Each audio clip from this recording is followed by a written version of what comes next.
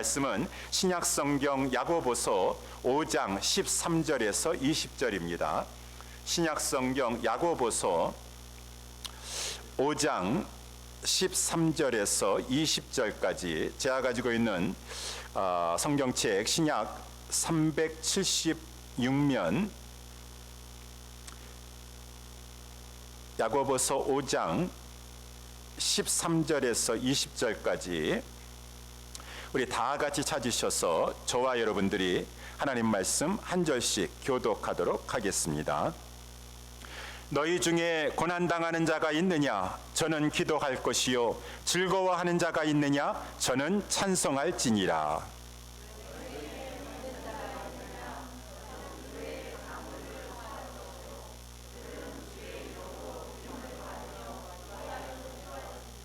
믿음의 기도는 병든 자를 구원하리니 주께서 저를 일으키시리라. 혹시 죄를 범하였을지라도 사하심을 얻으리라.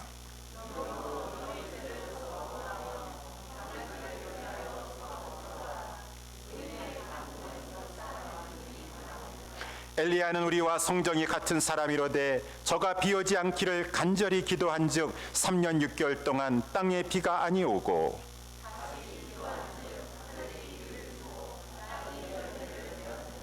내 형제들아 너희 중에 미혹하여 진리를 떠난 자를 누가 돌아서게 하면 너희가 알 것은 죄인을 미혹한 길에서 돌아서게 하는 자가 그 영혼을 사망에서 구원하며 허다한 죄를 덮을 것이니라. 아멘. 자, 오늘 본문의 말씀을 가지고 이렇게 기도하라 라고 하는 제목으로 우리 말씀을 살펴보도록 하겠습니다. 하나님은 우리에게 기도하라 라고 얼마나 많이 말씀을 하시는가. 성경에서는 기도하라라고 하는 말씀이 신구약에 많이 있고 우리 믿음의 선진들은 다 기도의 사람이었었어요. 그러는 것 가운데 오늘 본문의 말씀에도 기도에 대해서 하나님께서 많이 강조하셔서 거진 매 절마다 기도 13절에도 너희 중에 고난당하는 자가 있느냐? 저는 기도하라. 14절에도 너희 중에 병든 자가 있느냐? 이 교회는 그를 위하여 기도할지니라. 15절에도 믿음의 기도는 병든 자를 구원한다. 16절에 의인의 강구는 역사하는 힘이 많으니 서로 기도하라.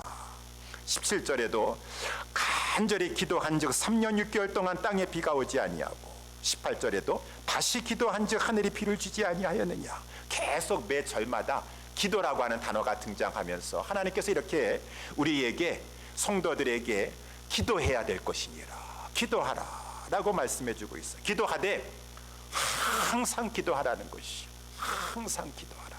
그래서 이제 오늘 본문의 말씀에 13절에도 보게 되면은 이 고난 당할 때 너희들은 기도해야 될 것이요. 고난 당할 때만 기도하면 되는 것인가? 아니다. 즐거워할 때에도 기도해야 될 것이니라 라고 이렇게 하나님께서 말씀하고 있다라고 하는 것입니다. 그렇습니다, 여러분. 고난 당할 때 특별히 기도해야 되죠. 고난 당할 때 어려움에 처했을 때 기도하지 아니하면은 그 어려운 문제에서 어떻게 건진받을 수가 있습니까? 모든 문제의 해결책은 하나님의 손에 있는 것이고 하나님이 건져주셔야 돼요. 그러니 우리는 그 고난당하는 상황 속에서 고난 때문에 얼마나 힘드시겠어요? 마음이 지쳐서 기도할 수 없다 할지라도 그렇다고 해가지고 기도 못하면 그때라 할지라도 기도하셔야 돼요. 아까 제가 예배에 들어올 때 시편 108편 기도하였던 것처럼 다윗이 광야에서 그렇게 도망사려다가 이제 끝이에요. 정말 10년 동안 지긋지긋합니다. 이 고난이 끝이지도 않고 이제는 끝이 온 것 같아요. 더 이상 도망갈 데도 없고 앞에는 사해바들에서 도망갈 수가 없습니다. 뒤에는 사울왕이 3,000명의 군사를 데리고 내가 이제 불 속에 숨어 있는 것을 알고서는 잡으러 왔습니다. 이제 내 인생 여기서 끝나는구나. 그때 다윗이 이제는 더 이상 기도할 수 없습니다. 마음이 지쳐서 기도할 수 없고 기도해서 푸념이나 하고 원망이나 하고 하나님 내 신세가 이것이 무엇입니까? 내가 누가 왕 되려고 했습니까? 내가 언제 하나님 앞에 기름 부음 받으려고 했습니까? 나는 그저 아버지 밑에서 가만히 평안하게 목동이나 생활하고 있었었는데 갑자기 사무엘 선지자 와가지고 나한테 기름 붓고 나서부터 이 사울왕이 나를 시기 질투하여 가지고 이렇게 나를 죽이려고 하는데 하나님 왜 나에게 머리에 기름 부으셨나요? 원망 불평하고 있어봤자 문제 해결되는 거 하나도 없다 그 말입니다. 그런데 그 사면 초가에 앞에는 바다요 뒤에는 사울왕의 3,000명의 군사를 또 데리고 추격해오는 이 상황 가운데서 다윗이 내가 일어나서 마음을 확정하여 싸우니 내가 기도할 것이고, 내 인생이 지금 고난의 터널을 10년 동안 통과하고 있지만 하나님께서 분명히 나에게 새벽을 주실 것이니 나는 이 순간에도 기도함으로 말미암아 하나님이 하나님의 손에서 내 인생의 새벽을 깨워주시는 것을 내가 체험하게 되리라. 이야, 그 순간에 마음이 지쳐가지고 기도할 수 없다고 주선 들어드리면 안 돼요. 사도행전 16장에도 마찬가지 아닙니까? 이 바울과 실라가 주를 위해 살기로 결심하며 선교여행 다니면서 복음만을 위해 살았었어요. 그렇으면 가는 곳마다 환영받고 가는 곳마다 대접받게 해주셔야지. 그런데 웬 것입니까? 빌립보에 들어가서 말할 수 없는 큰 폭행을 당해가지고 막 사람들이 마구 치질 않나, 불법적으로 재판도 하지 아니하고, 더군다나 시민권자인데도 불구하고 이 바울과 실라를 가지고 빌립보 감옥에다가 쳐놓고 막 쇠고랑에 쌓여 있게 되었습니다. 밤중쯤 되는데 얻어맞은 몸은 말할 수 없이 붓기 시작하고 진통이 오기 시작하고, 하나님을 위해서 산다고 하는데 결국은 이렇게 고난이나 당하고 있고, 바울과 실라가 그 가운데서 하나님 이것이 뭡니까? 주를 위해서 이렇게 헌신하고 있는데 당하는 것은 겨우 이것입니까? 라고 원망이 나고 하고 푸념이 나고 했다고 한다 그러면은 거기서 승리하지 못했을 것이에요. 그 상황에서도 밤중이다 할지라도, 도저히 기도할 수 없는 상황 가운데 있다 할지라도 바울과 실라가 그 상황에서도 하나님 앞에 기도하고 찬미하였도다. 고난당할 때는 특별히 기도할 때요. 이 바울도 아니, 그래서 시편 기자가 시편 42편에도 그렇지 않았습니까? 자꾸 우리의 영혼을 막 막 침울하게 만듭니다. 고난의 때에 특별히 우울증이 찾아오기 쉬워요. 절망하기 쉽습니다. 비관하기 쉽습니다. 그러다가는 불평하고 원망하고 체념하다가는 마귀가 그때 확 사로잡아 버리는 것이죠. 그럴 때일수록 내가 기도할 수 없다라고 해가지고 기도 포기하면 안 돼요. 더 몸을 던져버려가지고 기도하는 자리에 나오셔야 돼요. 찬양하는 자리에 나오셔야 돼요. 내 영혼아 깰지어다 내가 새벽을 깨우리다 했던 것처럼 시편 기자도 내 영혼아 내가 어찌하여 낭망하여 내 속에서 불안하여 하는고.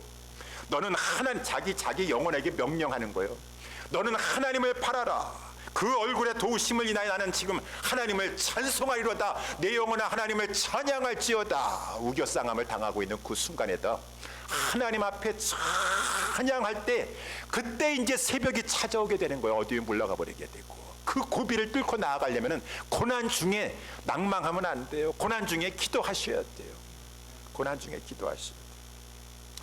또 우리는 이 고난 중에 있었을 때 비관하게 되고 우울증이라든가 그런 것이 찾아오기 쉬우니까 더 우리가 문제의 해결점이 하나님께 있기 때문에 기도할 뿐만 아니라 그러한 것에 빠지지 않기 위해서라도 기도해야 될 것이고, 이 즐거워할 때에도 즐거워하다가는 호사다마라고 좋은 일에 마귀가 다 역사하기 쉬운 것이에요. 항상 깨어 있어야 돼요. 이 즐거워하는 일이 있었을 때에도 항상 겸손함을 잃어버리지 않냐고, 모든 것은 하나님이 주시는 것입니다. 하나님 감사합니다 잃어버리지 않냐고, 찬송한다는 것이 무엇입니까? 하나님께 영광 올려드리는 것이죠. 자꾸 즐거워하는 거 있으니까 그냥 자랑하려고 하고 그 상황에 그냥 쾌락이나 즐기려고 하는 것이 아니라 자꾸 겸손한 마음을 가지고 하나님의 은혜를 잃어버리지 않으려고 찬송하려고 하고 하나님의 은혜를 생각하면서 감사 찬미를 올려드리려고 하고. 그러니 우리 이 신앙생활은 항상 깨어서 기도하는 것이 신앙생활이다. 하나님이 항상 기도하라, 항상 기도하라. 이렇게 우리는 개인적으로도 기도해야 될 것이고, 또한 성경에서는 이 개인적으로 기도할 뿐만 아니라 단체적으로 교회가 합심하여서 기도해야 된다라고 했으니, 오늘 보면 이제 14절에도 보니까 너희 중이라는 것은 야고보서는 그 당시에 디아스포라로 이렇게 흩어져 살고, 복음 때문에 흩어져 살고 있는 유대인들이 예루살렘 교회에 핍박이 와가지고 막 흩어지지 않았습니까? 복음 때문에 흩어져 살고 있는 고난 중에 있죠. 흩어져가지고 그들에게 하나님께서 야고보 사도를 통해서 편지를 쓴 것이 야고보인데, 이러한 믿음을 가지고 살고 있는 성도들이라 할지라도 병이 들 수가 있어요. 이 교회에 이 성도들 중에 병든 자가 있느냐? 그럴 때는 온 교회가 그 이 연약한 병든 성도를 위해서 기도해야 될 것이요. 그런데 그 이 병든 자 집에 병원에 입원해 있습니까? 지금 뭐 이렇게 집에 계십니까? 온 성도들이 다 가서 기도해 주고 싶지만은 온 성도들이 다 가면은 뭐 그 집이 뭐 대궐 같은 큰 집이 큰 집도 아니고 온 성도가 다 들어갈 수 없겠죠. 그러니까 이 특별히 온 성도들은 뒤에서 막 기도하고 교회의 교인의 대표라고 했으면 장로들은 특별히 더 이렇게 성도들을 대신하여 가지고 이렇게 병든 자가 있으면 찾아가서 기름을 바르고 의학적인 그러한 치료도 받으지만 중요한 것은 기도하라 그 말인 것입니다. 온 성도들은 이 사도행전 12장 5절에도 보게 되면은 온 교회가 뒤에서 간절히 빌더라 라고 했으니 개인적으로 기도할 뿐만 아니라 우리는 교회적으로도 하나님 앞에 합심하여서 고난받는 성도를 위하여서 간절히 기도해야 될 것이다 라고 이렇게 말하고 있다라고 하는 것입니다. 이렇게 하나님께서는 우리에게 항상 기도하라 라고 말씀해 주고 있는데, 오늘 특별히 하나님께서 본문의 말씀을 통해서 너희들이 기도하되 이렇게 기도하라, 이러한 자세로 기도하라 라고 말씀해 주셔서 그 내용을 가지고 세 가지 점을 살펴보기를 원합니다. 첫 번째, 하나님께서 우리에게 이렇게 기도하라 라고 말씀하시는데 어떻게 기도하라? 첫 번째는 믿음으로 기도하라 라고 이렇게 말씀해 주고 있어요. 그래서 오늘 본문에 5절 말씀에 보게 되면은 믿음의 기도는 병든 자를 구원한다 라고 하면서 믿음으로 기도할지니라, 믿음으로 기도할지니라. 믿는다라는 것은 하나님을 믿는다라는 것이죠. 하나님 믿습니다. 그래서 야고보서 1장에도 처음 시작한 부분에 있어서도 하나님은 후히 주시고 꾸짖지 아니하시는 하나님이시다. 지혜가 부족하다고, 배운 거 없다고, 지혜 부족하다고 그거 탓만하지 말고 모든 것을 구하기만 하면은 후히 주시고 꾸짖지 아니하시는 하나님께 기도해야 되지 않겠느냐. 야고보서에서, 야고보 사도는 원래 기도하는 자였었어요. 기도를 많이 해서 그 별명도 낙타 무릎이라고 하지 않았습니까? 기도의 중요성을 알고 있는 사람이에요. 그러니까 처음서부터 오늘 야고보서 끝까지 기도에 대해서 이렇게 많이 강조하고 있는데, 이 기도를 하되 믿음으로 기도하라 그 말인 것입니다. 그래서 야고보서 아까 1장 6절에도 보게 되면은 믿음으로 구하고 조금도 의심하지 말아라. 의심하는 자는 무엇이든지 죽게 없기를 생각하지 말아라. 그래서 이 기도하되 중요한 것은 기도만 많이 한다고 중요한 것이 아니라 기도하되 의심을 뿌리치고 믿음을 가지고 기도해야 된다라고 하는 것입니다. 의심하면서 기도 오래 해봤자 소용없다라고 하는 것이요. 의심하는 자는 무엇이든지 죽게 없기를 생각하지 말라. 여러분, 믿음이라고 하는 것은 무엇입니까? 그래서 우리 예수님이 말씀하신 거죠. 이 천국에 들어가는데 이 어린아이와 같은 믿음을 가지라고 하는데, 어린아이는 뭐예요? 어린아이도 죄인인데, 어린아이에 우리가 어른들이 배워야 될 특성은 저는 복잡하지 않다라는 것이요, 단순하게 신뢰한다라는 것이요. 우리 아빠 엄마가 다 해결해 주시겠지. 어린아이는 점점 커갈수록 우리는 복잡해요. 어린아이는 단순하게 엄마 아빠가 해결해 주시겠지라고 하면서 딱 신뢰할 줄 안다라는 것입니다. 더 이상 걱정 근심하지 않는다라는 것입니다.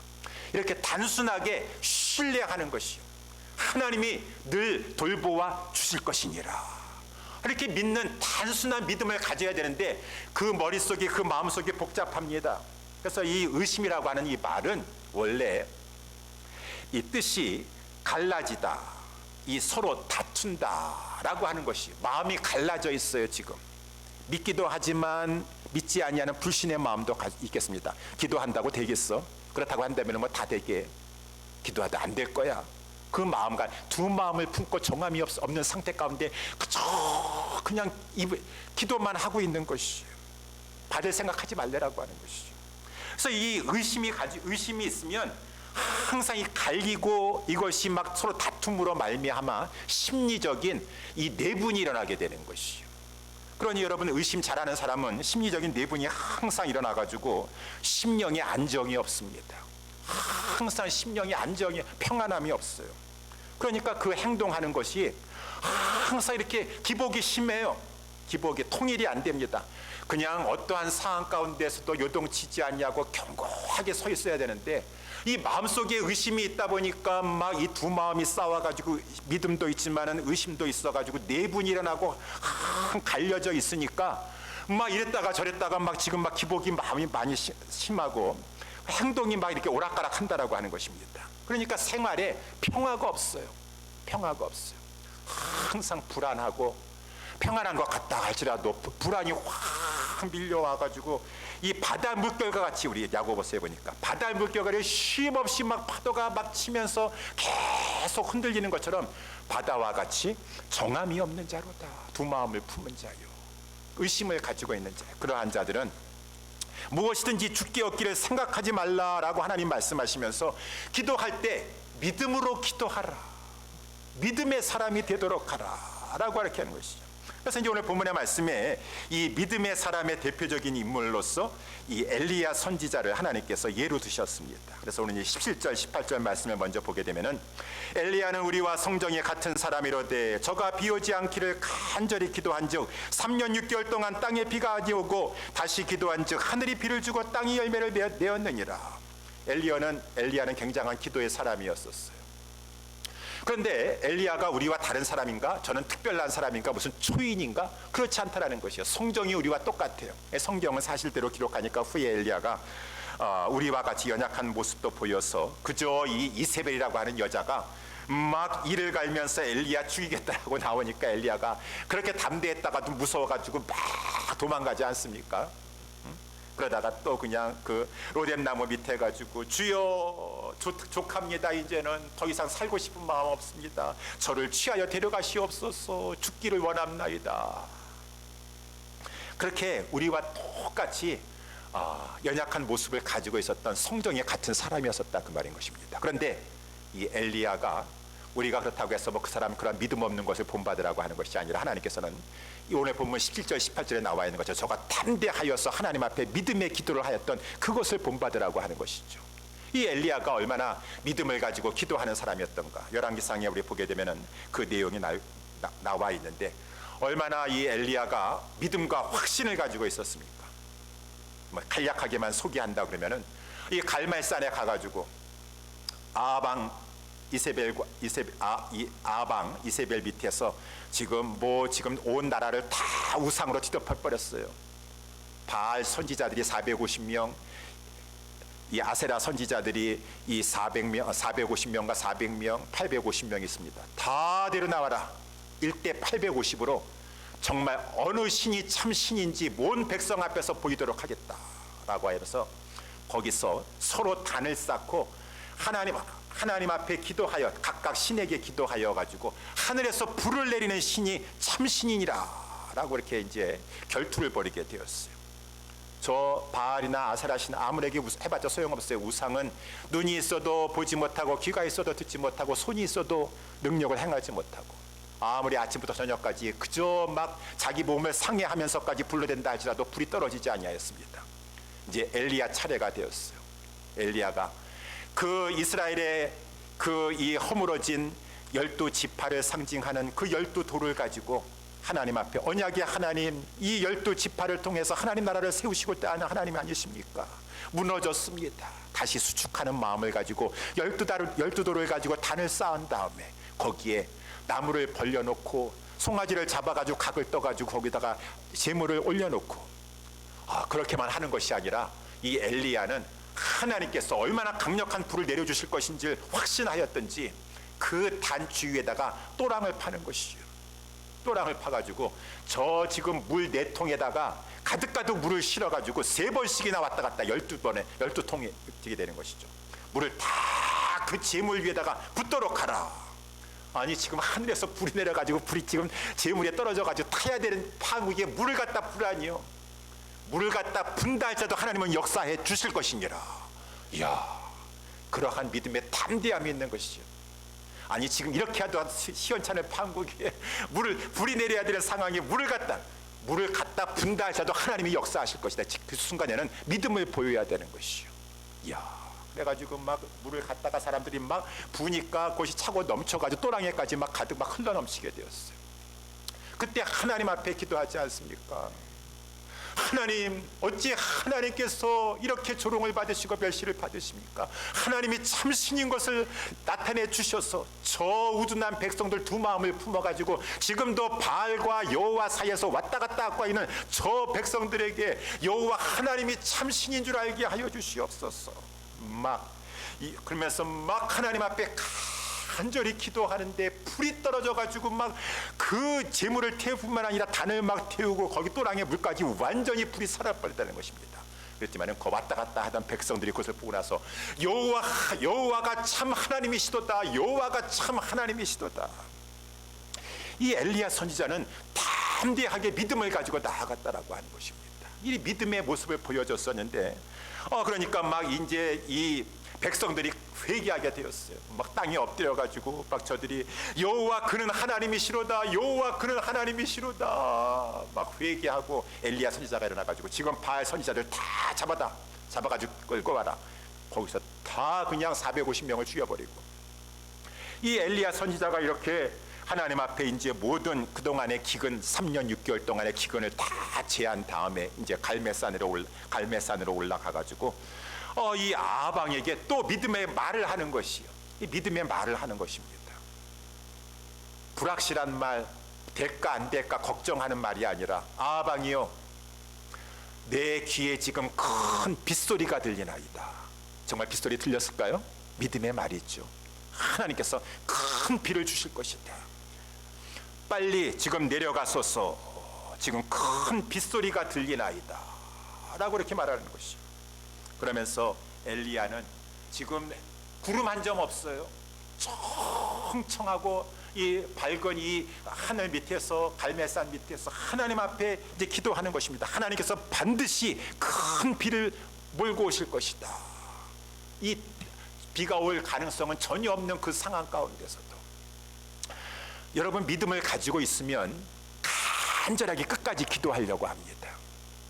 믿음이 있으니까 뭐 하나님 주실 것이니까 기도 안 해도 되겠지, 그게 아니에요. 그러니까 믿음이 있으니까 끝까지 포기하지 아니하고 간절히 기도하는 거, 하나님이 역사하실 것이라고.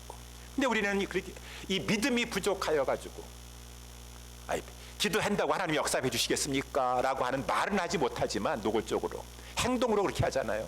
간절히 기도하지 않습니다. 기도하다가 힘들면 포기해버립니다.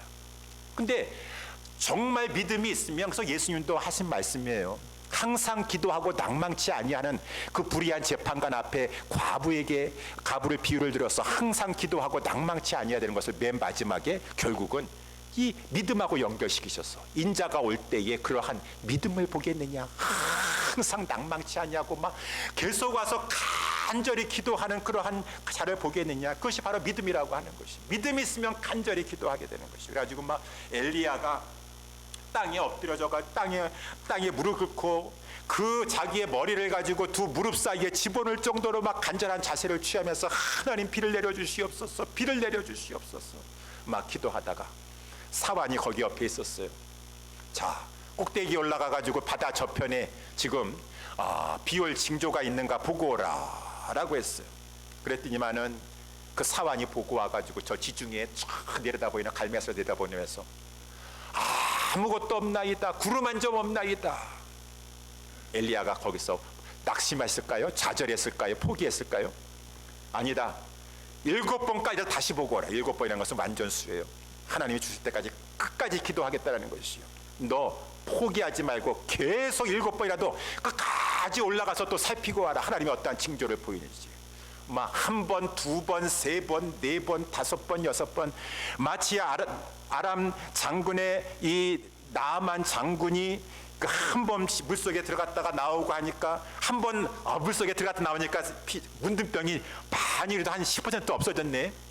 2번 하니까 20% 됐네. 그러면 얼마나 기도할 만 나겠어요. 1번, 2번, 3번, 4번, 5번, 6번 한다 할지라도 조금도 기미가 없어요. 기도한들 뭐하리. 포기하면은 그 피부병에서 고침받지 못해요. 그 7번까지 하나님 정한 때까지 끝까지 기도하는 것이 믿음이 있으면, 그 7번까지 고비를 넘겨 6번에서 포기하면 얼마나 억울한 것이에요. 그러니까 이 7번까지 다시 보고라고 해서 사환이 아무리 가서 본다 하셔도 그냥 막 이 지중해에 그냥 바다는 파랗고 하늘은 파랗고 구름 한 점 없어요. 그러는데 7번째 가가지고 보고 오는데 저 바다 끝쪽에서 작은 구름 하나가 생기게 되었습니다. 엘리야 선지자가 와가지고, 엘리야 선지자요, 저 하늘에 작은 구름 작은 구름 하나 떴습니다. 그래, 하나님이 일하기 시작하셨구나. 지금 아합에게 빨리 내려가서 말하도록 하라. 지금 비에 막히지 않도록 빨리 마차를 타고 가도록 하라 라고 전달하라 라고 하였다, 그 말인 것입니다. 그 말대로 갑자기 막 이 하나님께서 작은 구름 하나 또 뜨더니만은 그것이 그냥 큰 구름을 가져와서 큰 비가 막 하늘에서 막 캄캄해지면서 비가 쏟아지기 시작하는데, 이야, 엘리야가 이렇게 기도하면서 하나님 앞에 비를 내리지도 않게 하고 비를 내리기도 하는데, 저는 믿음의 기도를 하였도다.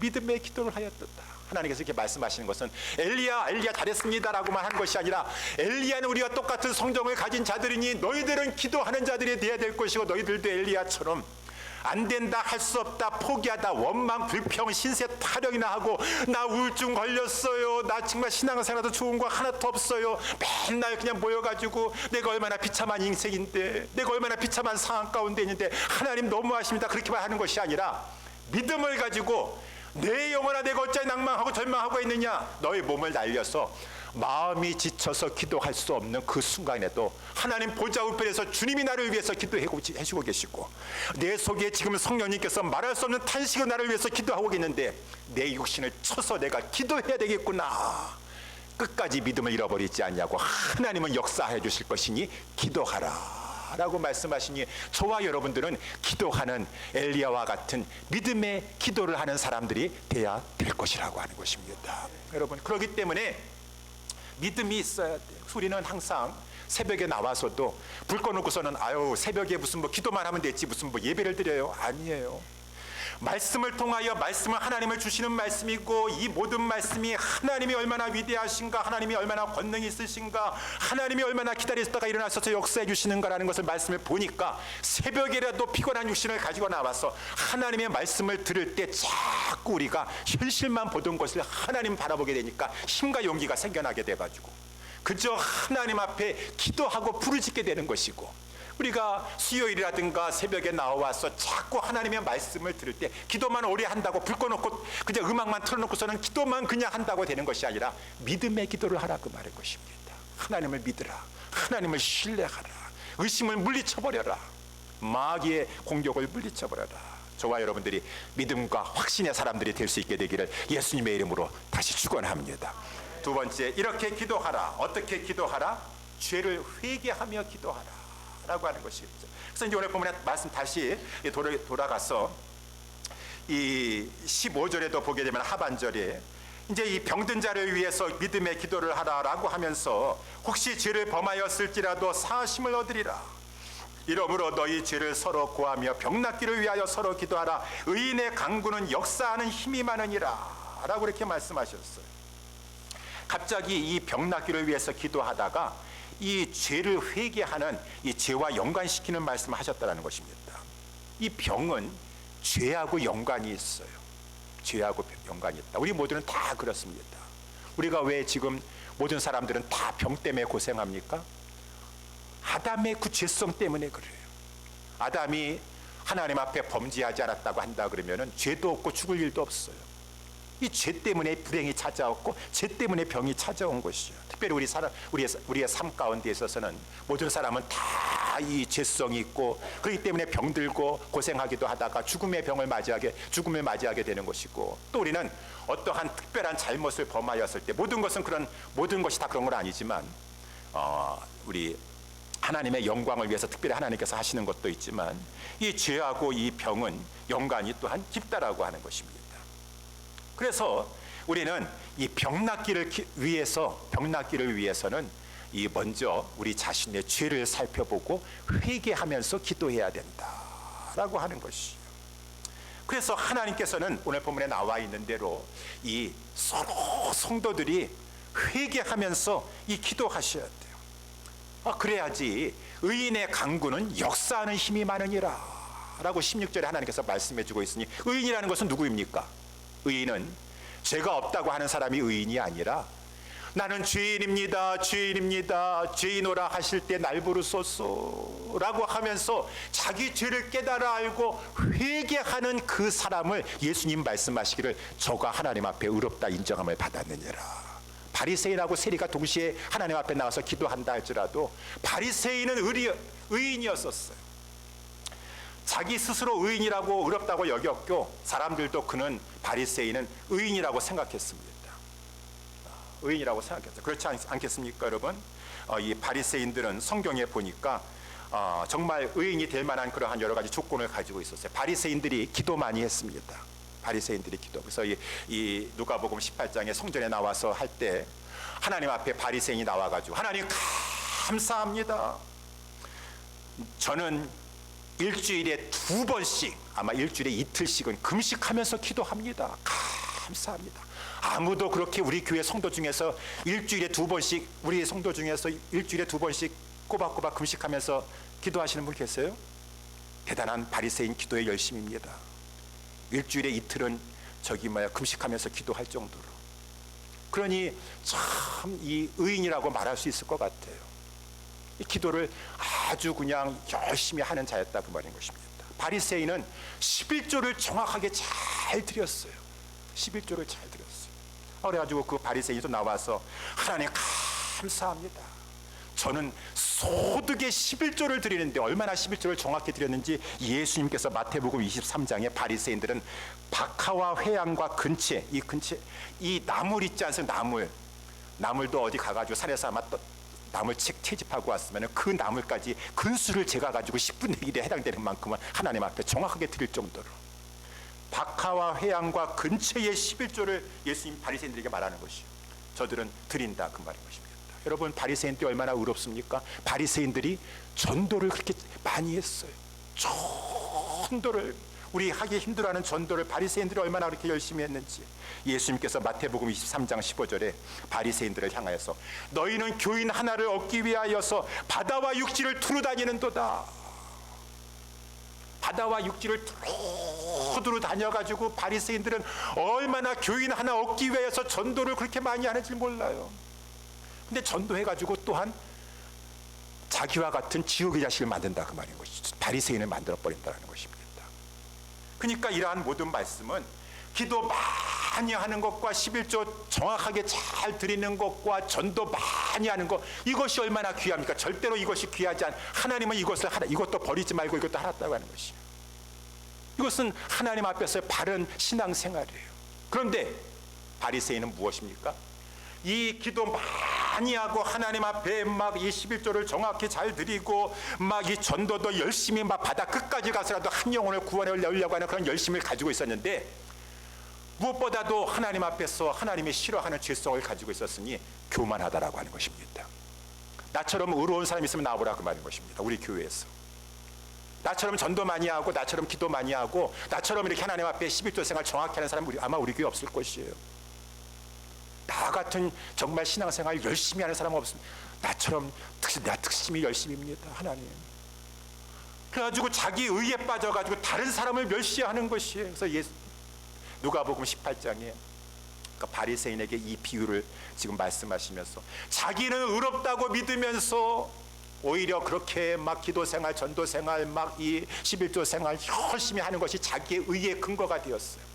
의롭다고 믿어서 다른 사람을 멸시하는 그러한 죄를 빠진 것을 가지고 우리 예수님께서 말씀하지 않으셨습니까? 그런데 바리새인이 인간같이도 여기지 아니하는 그 세리는 그 하나님의 성전에 들어와 가지고 그저 이 문지방을 넘지 못하고 감히 눈을 들어서 하나님을 바라보지 못하면서 가슴을 치면서 하나님 불쌍히 여겨주시옵소서 저는 죄인이로소이다. 예수님 말씀하시는 것이요. 두 사람 중에 하나님께서 누가 의인이라고 하면서 의인의 강구하는 역사는 힘이 많다고 했는데 누구의 기도를 들어줬겠느냐? 제자들은 생각했겠죠. 아니 그래도 전도 많이 하고 기도 많이 하고 하는 이 바리새인 아니겠습니까? 우리는 그렇게 생각하기 쉽다 그 말인 것입니다. 잘했어요. 전도 많이 하고 기도 많이 하고 헌금 많이 하고 잘했어요. 잘한 거 위에 끝까지 잘하셔야지. 왜 멸시하고 자기 의에 빠져버리는 것이에요. 그러니까 완전히 추락하고 말고 그 기도는 응답되지 않는다는 것이에요. 남을 멸시하고. 그러니 이 의인이라고 하는 것은 예수님께서도 말씀하신 것처럼 내가 죄가 없고 막 의로운 일에만 힘써가지고 내가 자기 의에 빠져있는 자가 의가 아니라 항상 자기 죄를 살피면서 내가 죄인이로소이다 내가 죄인이로소이다라고 하면서 겸손함을 잃어버리지 아니하는 그 자가 하나님 앞에서 의인이고 그 의인의 간구를 하나님께서는 그 기도에 역사하여 주신다. 그 하나님께서 힘있게 역사해 주신다. 그래서 우리 이사야서 1장 15절에도 너희가 많이 기도할지라도 이스라엘 백성들이 지금 다 바리새인과 같은 의로운 죄에 빠져가지고 선민 백성이라고 하는 자부심만 가지고 있었지 하나님 앞에 의로운 삶은 없어요. 너희가 많이 기도할지라도 내가 듣지 아니하리니 이는 너희 손에 피가 가득함이니라. 죄가 가득하다고 하는 말이죠.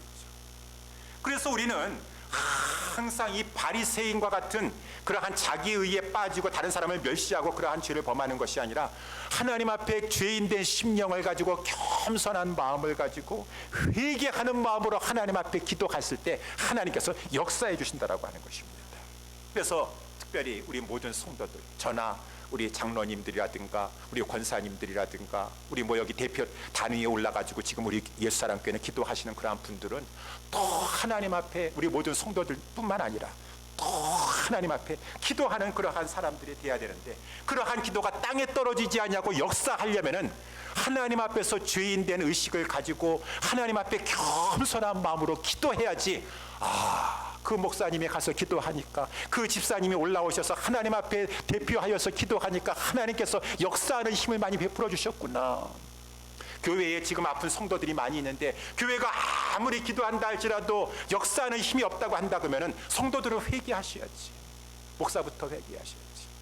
하나님이 왜 역사를 이렇게 힘있게 안 일켜주시나. 기도만 많이 한다는 것이 아니라 우리가 하나님 앞에 죄를 고백하지 않냐는 그러한 죄가 있는 것이 아니겠는가. 그래서 오늘 본문의 말씀에 보게 되면은 16절에도 이러므로 너희 죄를 서로 고하며 병낫기를 위해서 서로 기도하라.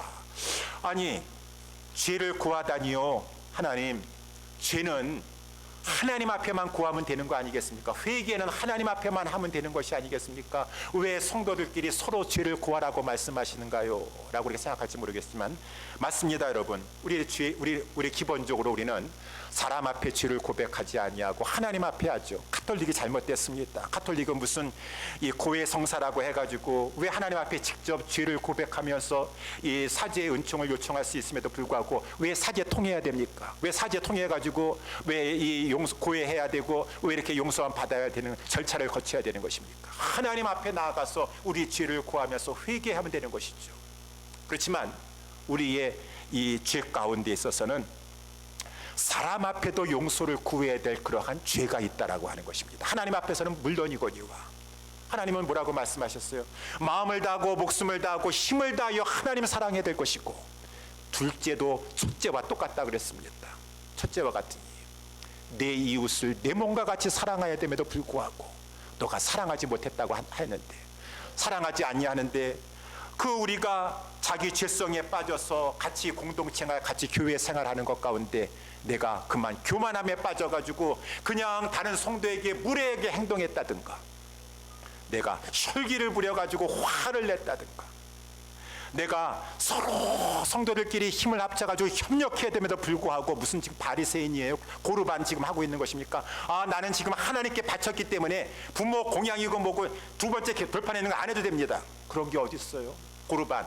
나는 하나님께 드린 자이기 때문에 부모 공경은 안 해도 됩니까? 하나님이 예수님 말씀하시는 것이 그런 게 어디 있느냐. 더 하나님을 공경한다면 부모를 공경해야 될 것이지, 하나님을 공경하기 때문에 부모 공경은 안 해도 하나님이 봐주실 걸? 그런 게 어디 있어요? 하나님을 마음을 다하고 목숨을 다하고 공경하기 때문에 둘째 돌판에 해당되는 내 이웃의 5계명서부터 시작하여 가지고 서로 사랑하고 서로 협력하고 돌아보고 힘을 합하여 가지고 하나님의 일을 하려고 하는데, 나는 하나님만 섬긴다, 하나님만 섬기면 됐다, 나는 고르반이다. 이 주의 종들이 그럼 죄에 빠지기 쉬워요. 나는 뭐 지금 주의 사역자가 돼가지고 부모님 공경 못합니다. 저는 다른 일을 못합니다. 그냥 하나님만 섬기겠습니다. 우리 하나님은 그렇게 말씀하지 않았어요. 그러니 서로 협력해야 될 때 내가 잘못된 생각을 도와주지 않았다고 한다 그러면은 가서 회개해야 될 것이고, 말로 죄를 범했다면은 내가 정말 우리 이 야고보서에서도 이 혀가, 세치혀가 얼마나 이것이 가장 타락하기 쉽고 죄를 많이 범하는지요. 내가 본의 아니었었는데 입술로 그만 내가 감정상에 이 마귀의 유혹을 받아가지고 잘못 이렇게 말을 하고 말았습니다. 집사님 용서해 주세요. 제가 실수했습니다. 잘못했습니다. 이렇게 하나님께서는 하나님에게 고백할 뿐만 아니라 그 사랑하는 지체를 가해서 서로를 죄를 고면서 내가 그 죄를 회개하지 않냐고 고백하지 않았기 때문에 내가 지금 기도해도 우리 교회 성도님들이 이렇게 낫질 않냐고 이렇게 지금 이렇게 어려운 문제 가운데 있는 거야. 서로 겸손하여서 이것은 누구 탓이고 이건 저거 누구 탓이고 저 바리새인처럼 비판하고 정죄하고 분석만 하는 것이 아니라 내 탓입니다, 내가 그랬습니다, 내 탓입니다 라고 하는 서로 죄를 고하려고 하는 그러한 의인들이 모인, 서로 죄인이라고 하는 그러한 의인들이 모인 곳에 하나님께서 기도 응답의 역사를 힘있게 베풀어 주시느니라. 그래서 하나님 앞에 예수님도 말씀하지 않으셨습니까? 사람에게 고백해라 그 말인 것입니다.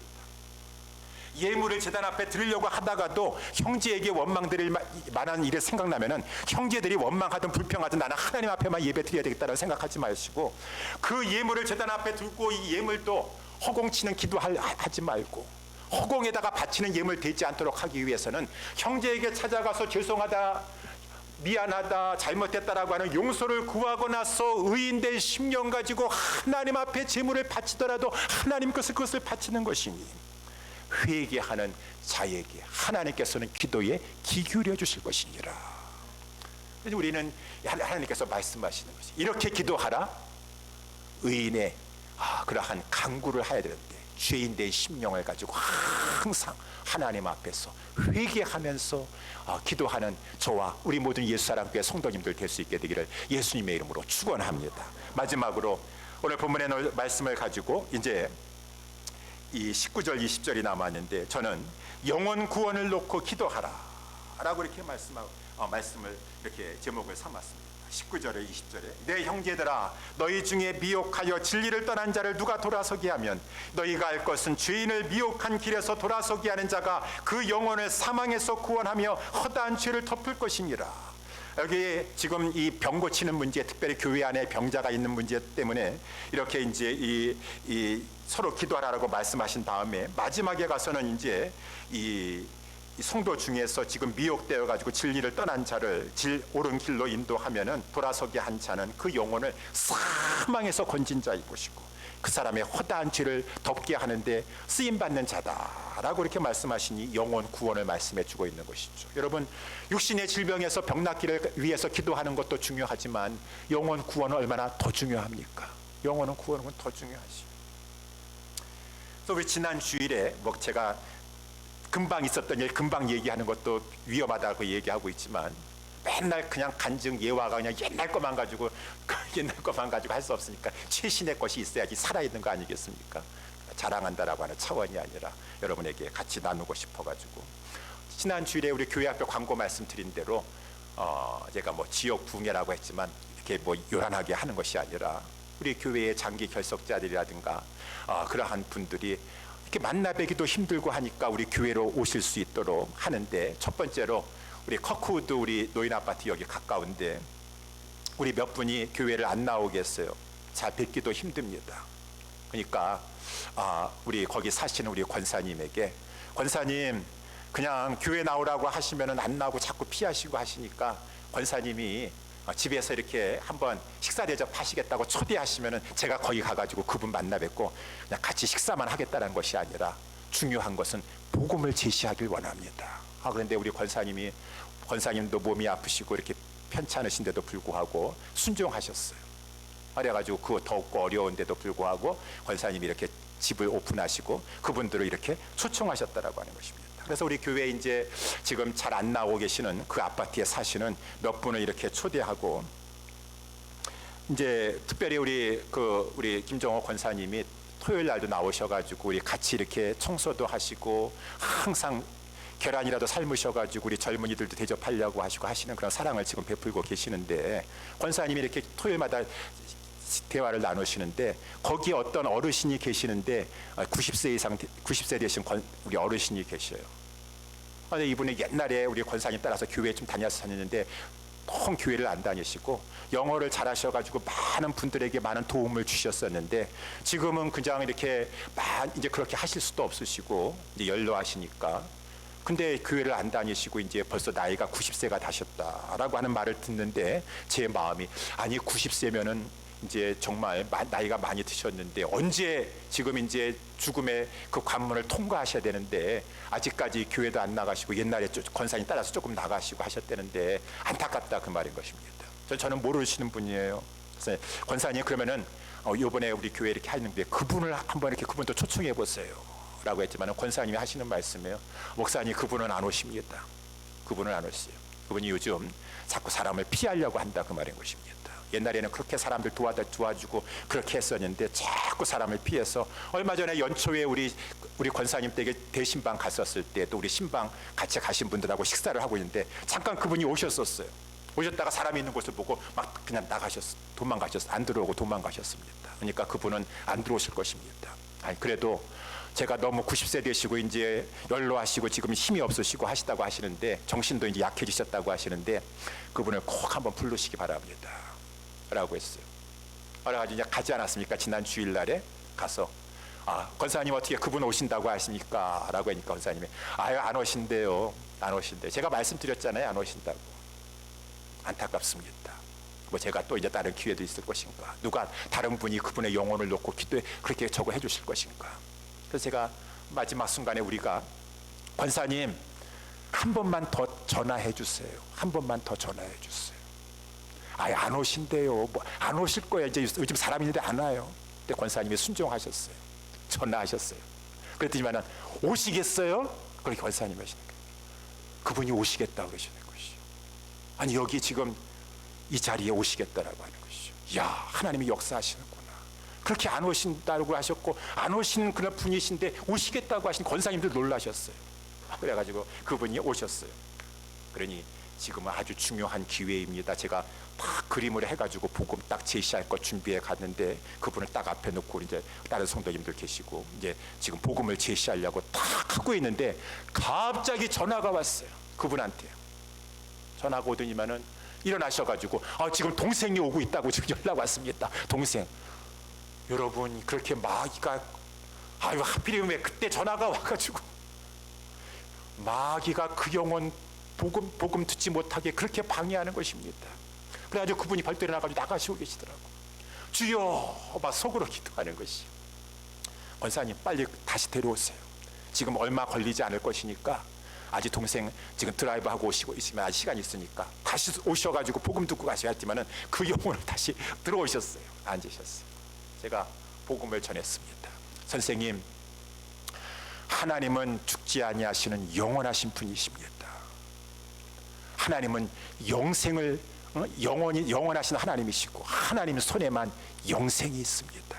하나님은 우리에게 영생을 주셔야 될 것이고 우리는 영생을 받아야 됩니다. 근데 그 영생을 받을 수 없으니 우리에게 죄가 있기 때문에 그렇습니다. 이 죄 때문에 하나님이 주시는 영생을 받아 누리지 못하는 것입니다. 영생 안 받으면 어떠나라고 생각할지 모르겠지만 영생 안 받으면 영벌입니다. 지옥에 들어갑니다. 제가 알기에 그 막 지옥에서 이 고통받는 곳에 오지 말게 하소서 거기 성경에 그 그림을 가지고 시꺼먼데 불이 막 화나 타오르는 곳에 그 그림을 보여주면서 이 지옥에 들어가면 나올 수 없습니다. 우리가 죽음에 들어가는 것 영원한 영광스러운 세계의 영생을 누리든가 영벌에 들어가는가 둘 중에 하나인 것입니다.